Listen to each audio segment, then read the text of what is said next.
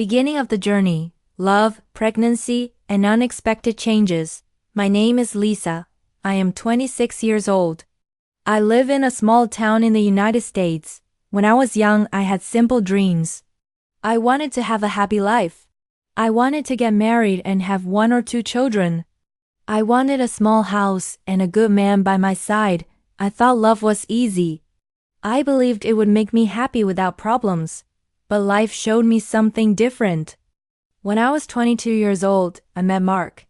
He was 25. Mark was tall with brown hair and blue eyes. He was funny and smiled a lot. He liked to talk and listen. We met at a friend's party. After talking that night, he asked me for my phone number. I gave it to him. The next day, he sent me a message. He asked if I wanted to meet for coffee. I said yes. We met in town and talked for a long time. I liked him very much. Over the next few months, we saw each other many times. Mark made me laugh. He gave me flowers and called me every night. After 3 months, I told him, "I love you." He said, "I love you too." I believed him. We were happy together even though we did not have much money. I worked at a grocery store, and Mark worked at a car repair shop. Our life was simple but full of hope. Then one day, everything changed. I woke up feeling sick. I thought I had a cold, but the feeling did not go away. My best friend Sarah said, "Maybe you are pregnant."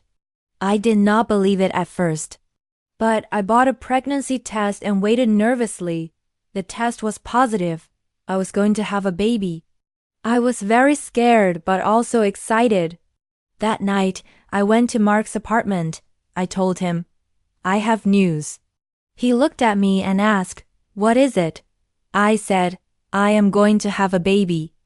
He was quiet. He looked down and did not say anything for a long time. Then he asked, "Are you sure?" I said yes.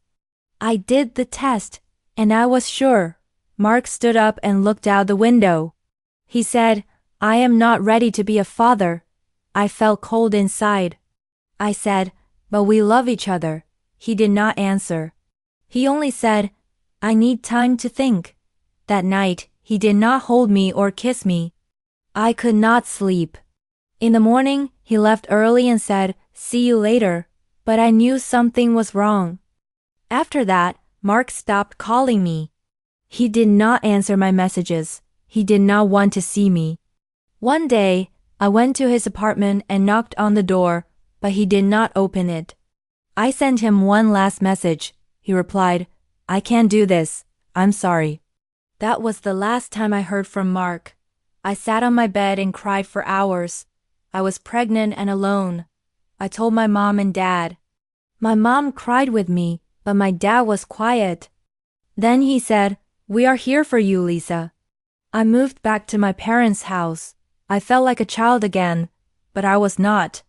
I was going to be a mother. Every day I felt more tired. My belly grew bigger. I went to the doctor and saw my baby on the screen.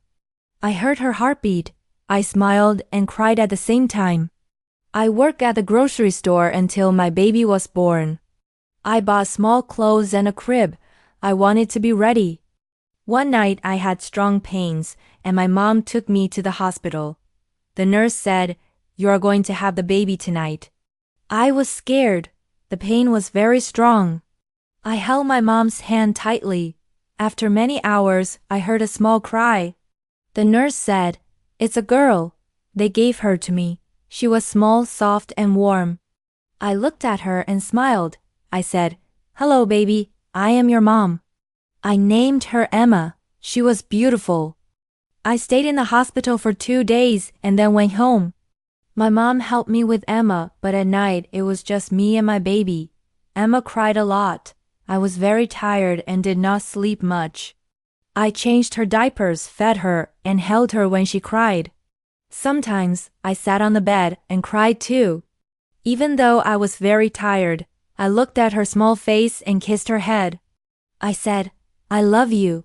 Mark never came to see her. He never called or asked about Emma. One day I saw Mark in town. He walked past me and looked away. He said nothing. I wanted to shout and ask, "How can you leave your baby?" But I said nothing. I just looked down at Emma in her stroller. When Emma was 5 months old, I went back to work. My mom watched her when I was working. I missed Emma every minute but needed the money. At work, I smiled and said hello to customers. I carried boxes and stood on my feet for hours. When I got home, I was tired, but Emma needed me. I cooked dinner, cleaned the house, fed Emma, bathed her, and put her to sleep. I never stopped. One night Emma was sleeping. I sat in the kitchen drinking cold tea. I looked at the wall, feeling tired but strong.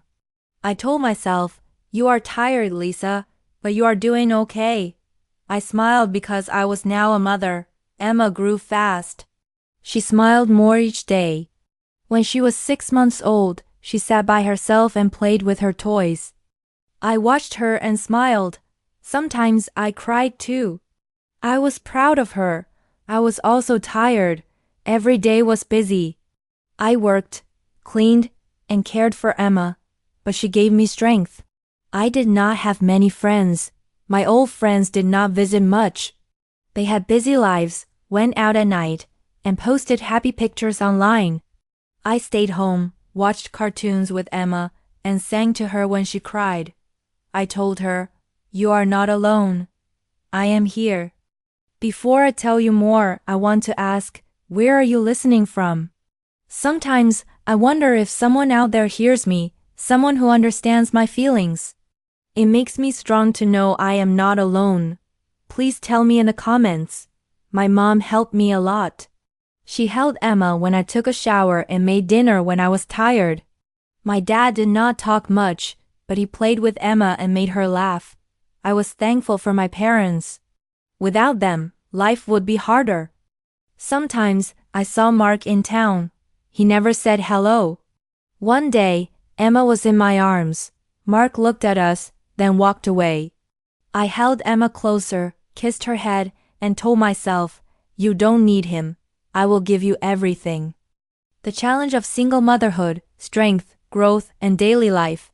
Life as a single mother was not easy. After Emma was born, every day was full of new challenges. I had to learn how to take care of her all by myself. Feeding, changing diapers, and comforting her when she cried became my daily routine.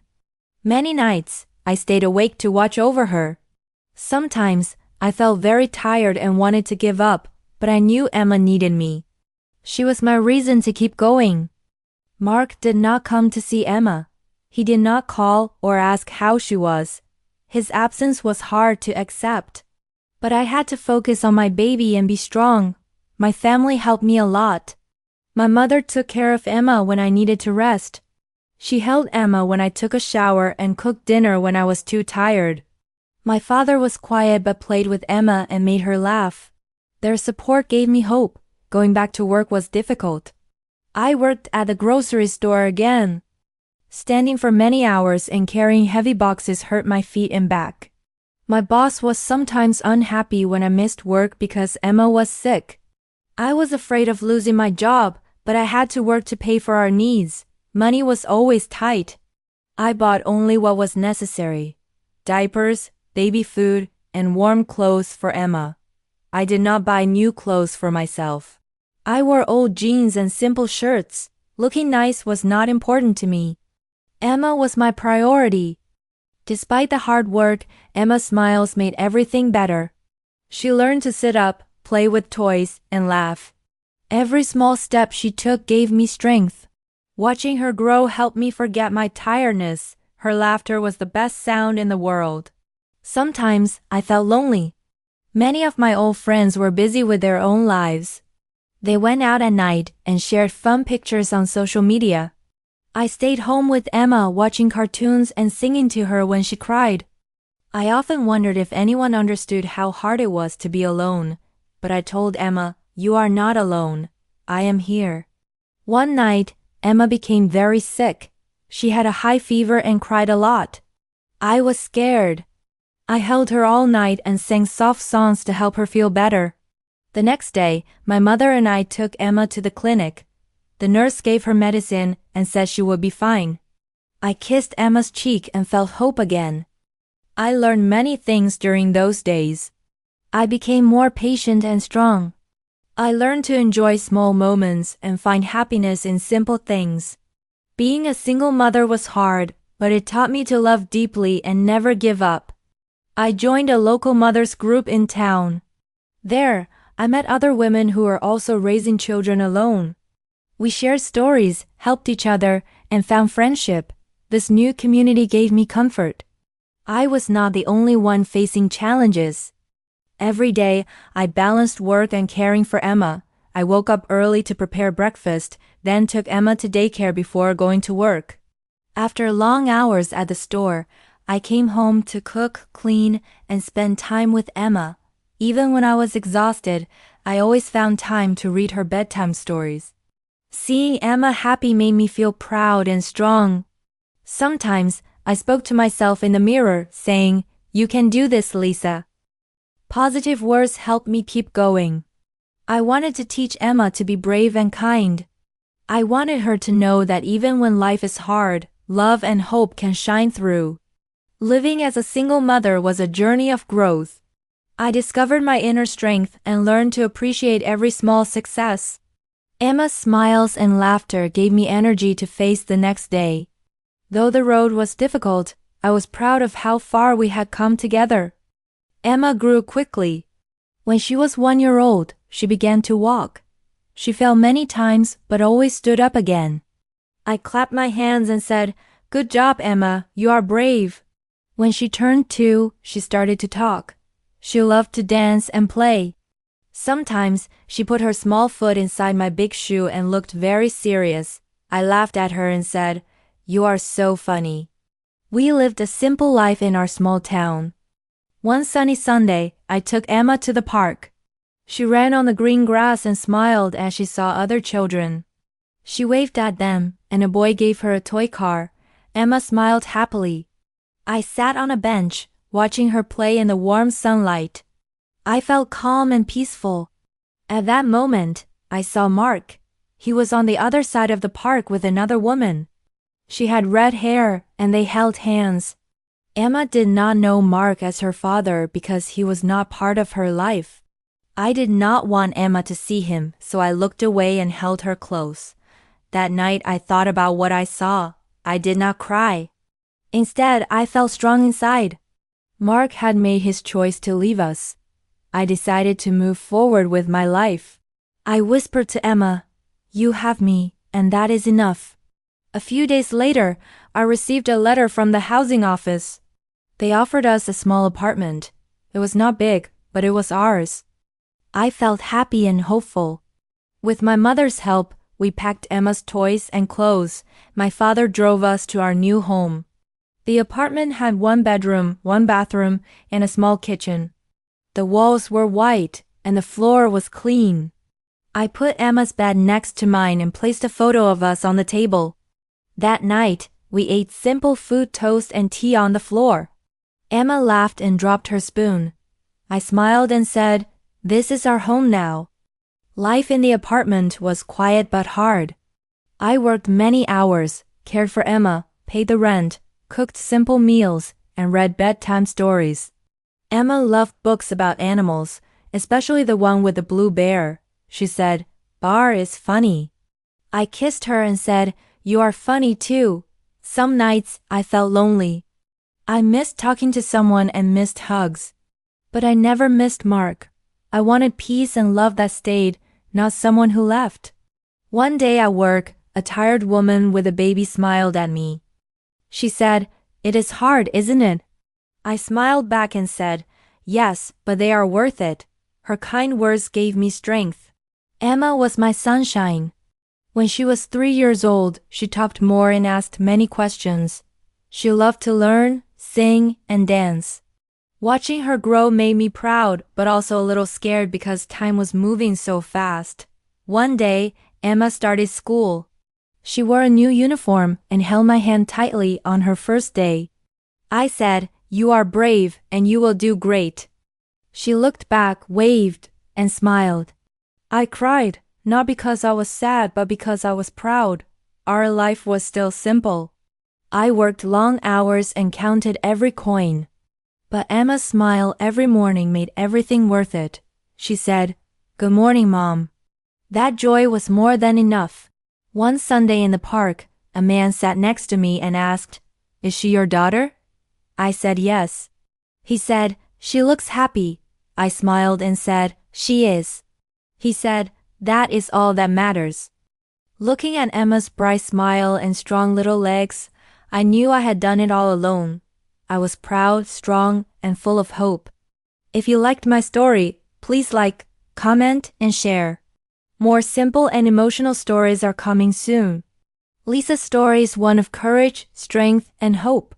She faced many hard times alone. From meeting Mark and falling in love, to finding out she was pregnant, and then being left by the father of her child, Lisa never gave up. Even when she was scared and tired, she kept going for her baby, Emma. With the help of her family and her own determination, she raised Emma with love and care. Lisa worked hard, faced loneliness, and learned to be strong. Emma grew happy and healthy because of her mother's love. This story teaches us important lessons. Life can be difficult and unexpected. Sometimes, people we trust may leave us, and we feel alone. But in those moments, we can find strength inside ourselves. Love, hope, and courage help us keep moving forward. Asking for help from family or friends can make hard times easier. Most importantly, believing in yourself and working hard can change your life for the better. You can use Lisa's story in your own life. If you face problems, remember to stay strong and keep hope. Take small steps every day. Ask for help when you need it.